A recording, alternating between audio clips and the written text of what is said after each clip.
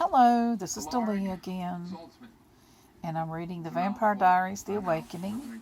I am on chapter 15, and we're hearing about Damon here. Stefan wanted to leap for him, to smash that beautiful, arrogant smile, to tear Damon's throat out. He said in a barely controlled voice. You're right about one thing. She's strong enough to fight you off. And now that she knows that you really are, now that she knows what you really are, she will. All she feels for you now is disgust. Damon's eyebrows lifted. Does she now? We'll see about that. Perhaps you'll find that real darkness is more to her taste than feeble twilight.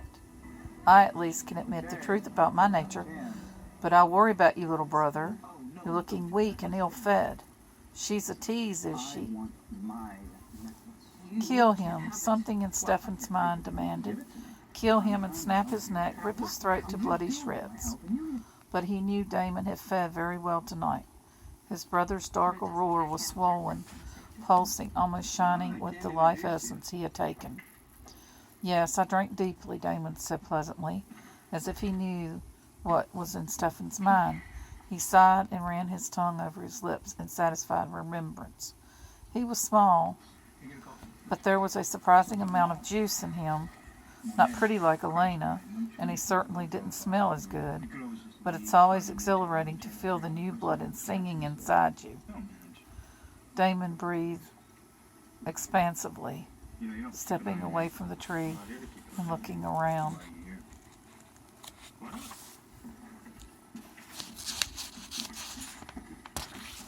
Stefan remembered those graceful movements too, each gesture controlled and precise. The centuries had only refined Damon's natural poise. It makes me feel like doing this, said Damon, moving to a sapling a few yards away.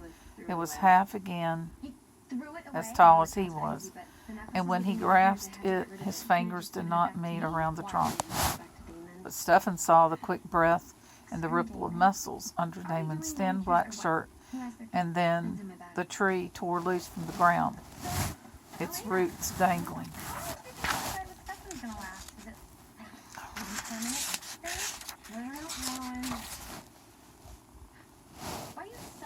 Roots dangling.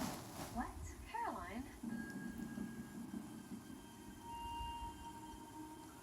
I can't find where I'm at now. From the ground, its roots dangling, and Stefan could smell the pungent dampness of disturbed earth. I didn't like it there anyway, said Damon, and heaved it as far away as his still entangled roots would allow. Then he smiled engagingly. It also makes me feel like doing this. There was a shimmer of motion, and then Damon was gone. Stefan looked around, but could see no sign of him. Up here, brother, the voice came from overhead, and when Stefan looked up, he saw Damon perching among the spreading branches of the oak tree. There was a rustle of tawny brown leaves, and he disappeared again. Back here, brother. Stefan spun at the tap on his shoulder, only to see nothing behind him. Right here, brother. He spun again.